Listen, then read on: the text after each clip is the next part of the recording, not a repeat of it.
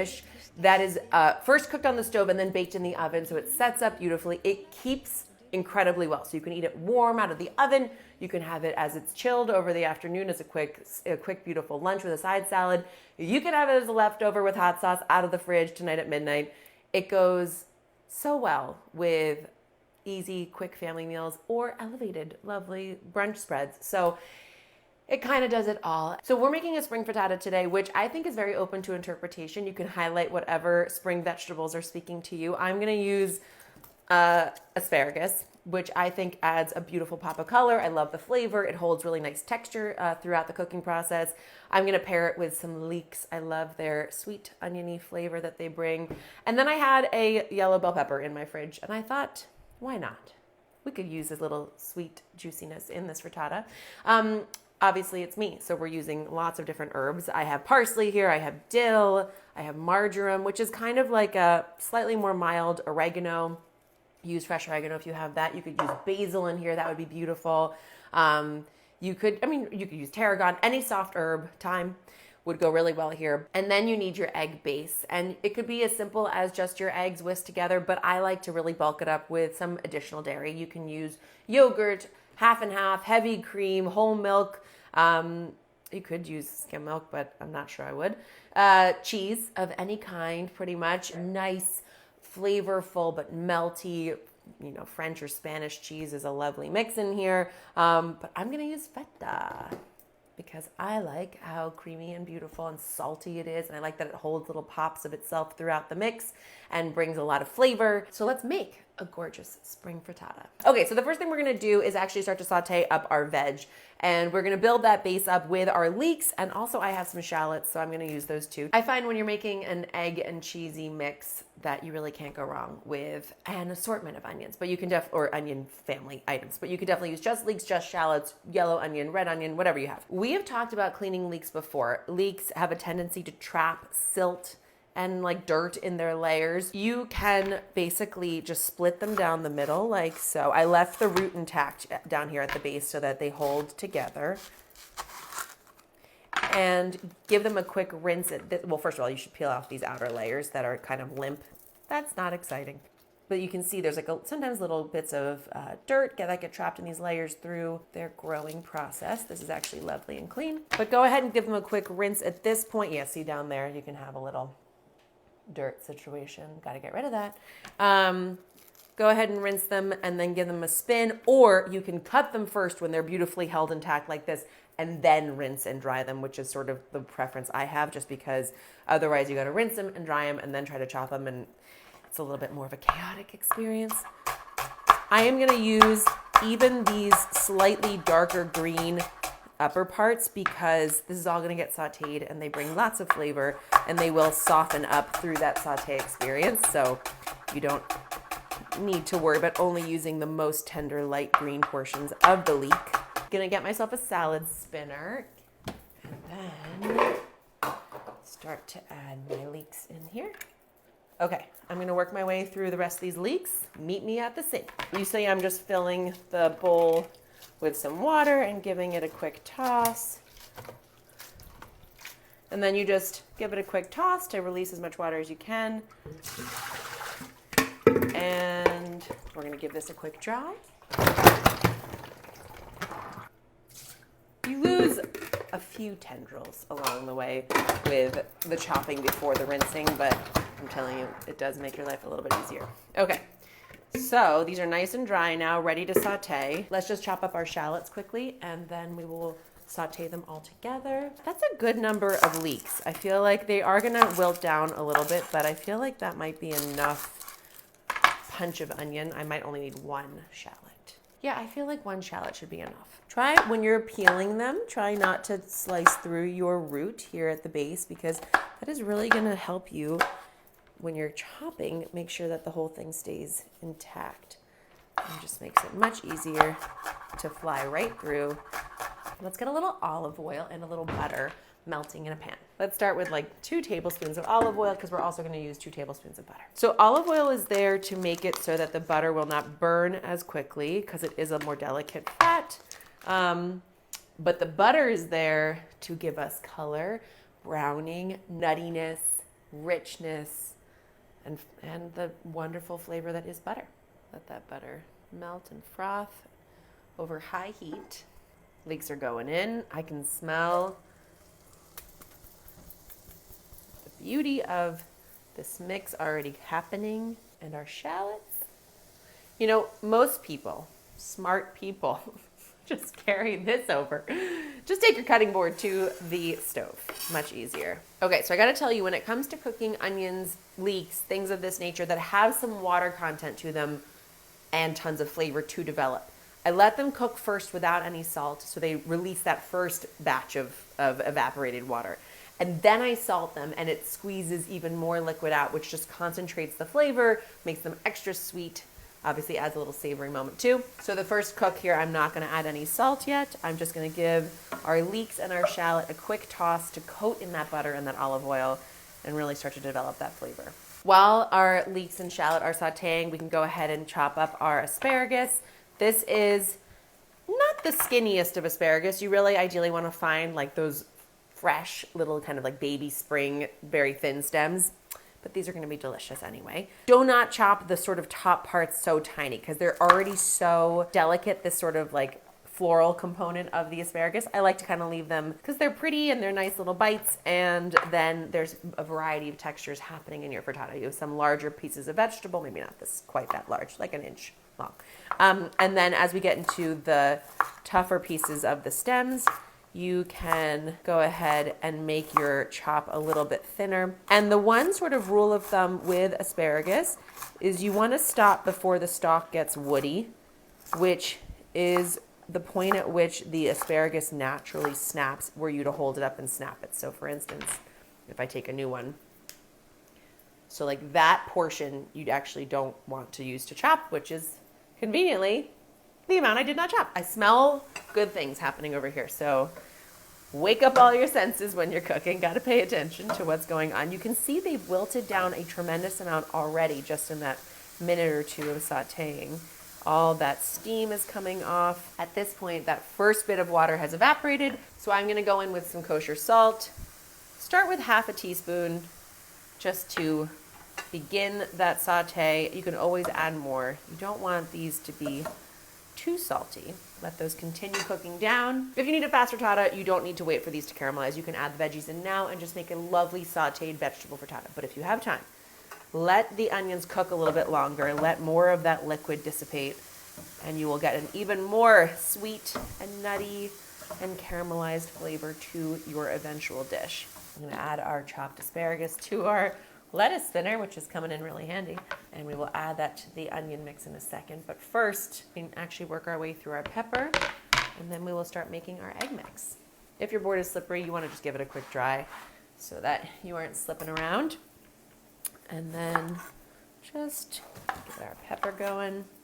You just want to remove these sort of inner ribs. And I'm just going to put a little dice on the pepper. I kind of just want these to melt into our eggs and be just like a welcome, juicy little pop of sweetness throughout the eventual cooked dish. Pretty small on this chop, actually, in order to get that disappearing act to happen. And these can hang out with our asparagus until we're ready to cook them up.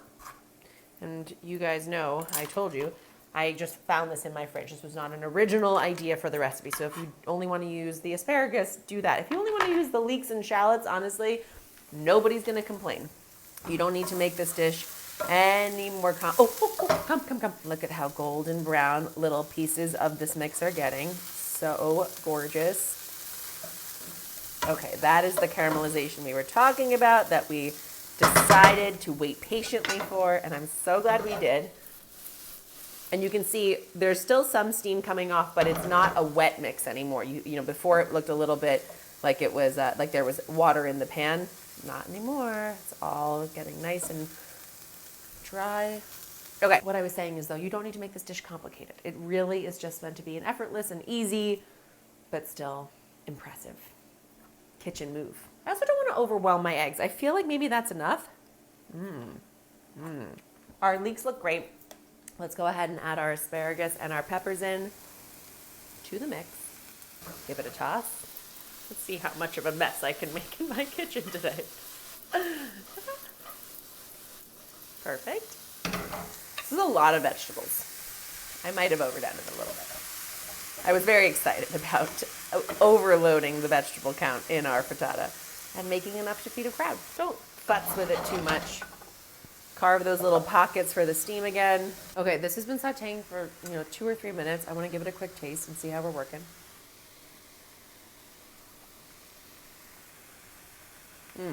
Oh, divine. Stop your cooking for 1 second. I need juice of half a lemon. And then it's also a good time to add our herb of choice. Let me add marjoram now and dill later. And maybe parsley at some point. I'm not entirely sure. I'm just stripping these off of the stem. They're such a soft herb that you don't really need to chop them, but you could. Like, oh, wow, wow, wow, wow, wow, wow. As the lemon hits and the marjoram, oh my goodness, so delicious. Maybe let's do 6 stalks. Let's do 6 stalks of marjoram in here.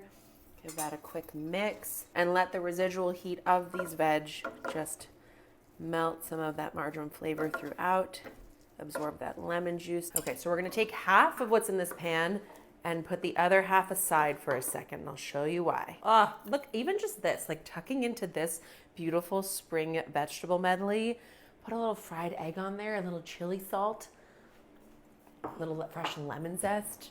Done, done. But we're making frittata. Okay, get your bowl. And we need 12 eggs. Let's crack them up. 11 and 12. Figure like 2 eggs per person that you're trying to feed here. And we want the frittata to be nice and plush, but you can also make a thin frittata if you're gonna put it in like a sandwich, for instance. Always nice. These to the side, and we are going to add at least a half a cup of this yogurt, maybe a little bit more. Greek yogurt is nice in here too. This is a really creamy and delightful sheep's milk yogurt. Yeah, let's do a solid, like half to 3/4 of a cup of yogurt. And then add 2 tablespoons of heavy cream if you like it ultra decadent, but not essential. Get yourself a whisk, break up the eggs. Those are some gorgeous yolks. Full appreciation for the bright yellow, almost orange of well-laid eggs. And once you get this fully incorporated, this is the point at which you would add your shredded Gruyere or your cheddar cheese is beautiful in here. I'm gonna use some crumbled feta because I have it and I love the flavor. So just break off little pieces like so and scatter them in. Little crumbles are so nice in here. And we'll put a little more on top too, actually. So you don't need to go wild and crazy here. That looks good. Take it to the stove. Just to remind you of the flavors we have going on in here.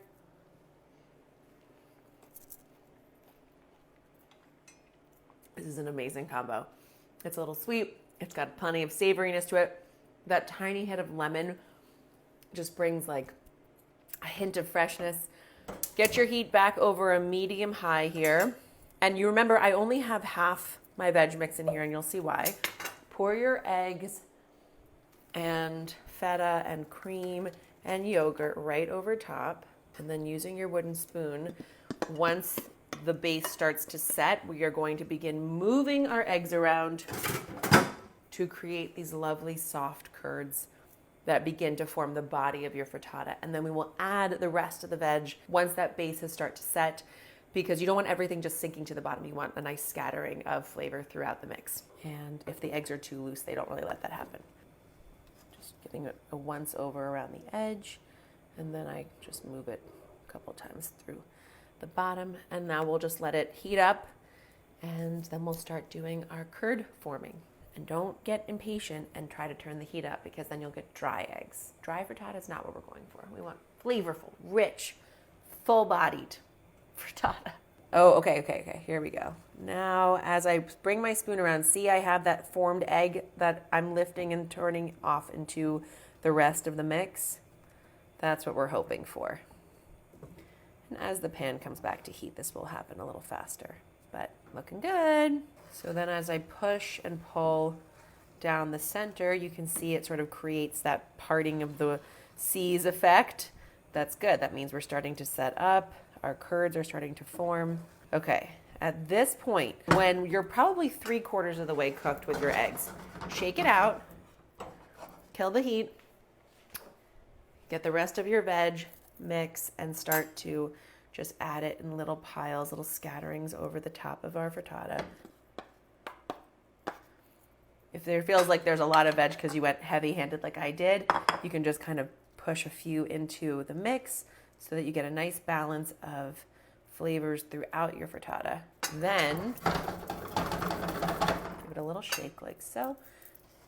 Make sure that nothing is totally sealing it around the sides. We want this to slip out beautifully after it's done baking.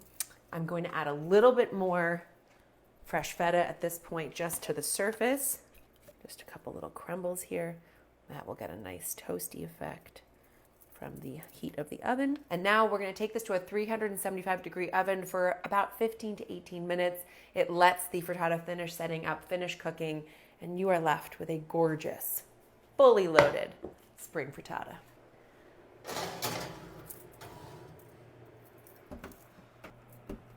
So make sure that you've used a heat-safe pan when you start this process, which I should have told you before, but I'm sure you did. After 15 minutes, I checked on our frittata. It was lovely and set in the middle. You give it a little shake, it should be solid and set in the center of the frittata. The amount of time you want it in the oven varies based on how much of the cooking you already did at the stovetop. So that 15-minute mark was perfect for me. I took it out and I raised it up to the top of my oven under the broiler just because I want to get a little color on the feta pieces at the top. And also because I like the drama. I like the drama of the 1 minute where everything could go wrong. If you forget it under this broiler, you know what happens. You know what happens. But it's not going to happen to us today. Today it's going to be perfect. It smells so good. Oh yeah. Oh yes. Do you see what's going on here? First of all, give it a shake. And you can see it's loose and around the edges it moves. That's a good indication. It means that it will hopefully slip out perfectly onto your plate. I did want to give it just that little charred moment for the little dollops of feta cheese and the little poking tendrils of leeks and asparagus, getting that touch of extra flame on top. I love. So at this point, you got to wait literally a minute. Maybe 2.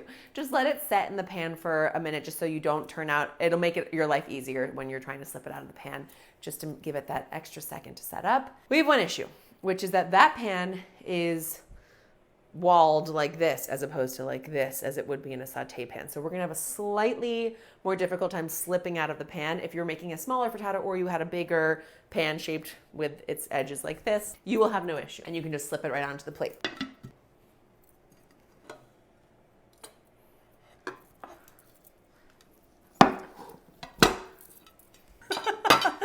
And by the time you have deplated your frittata, life will be good. Okay, there you go, my friends. Give it a little shift to the center of your plate. You have a perfectly set, wonderful topped, extra giant frittata because we were greedy and we made it in the big pan. And now how you want to finish it up? I'm not a huge fan of raw marjoram on top there, but I am a huge fan of raw dill, fresh dill. So just take a few little sprigs of your beautiful fresh herb of choice. Basil would be gorgeous here. Anything that goes well with that oregano and marjoram flavor palette is perfect here. Let's get a little bit more feta just to sprinkle on top. I love the coolness to go with the heat of the cooked pieces. Let's get a little finishing hit of olive oil. And because I know we have it, smoked chili salt. Why not? A little sprinkle, sprinkle. And there you have a fabulous spring frittata with feta and herbs and leeks and asparagus.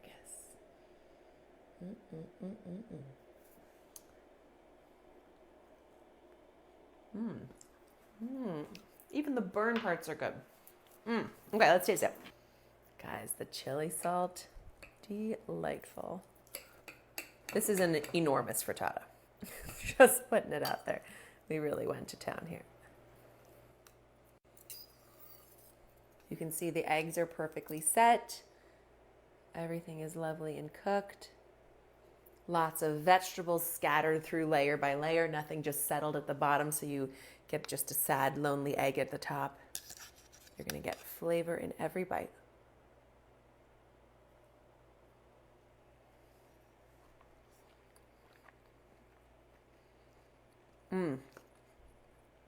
Oh my gosh.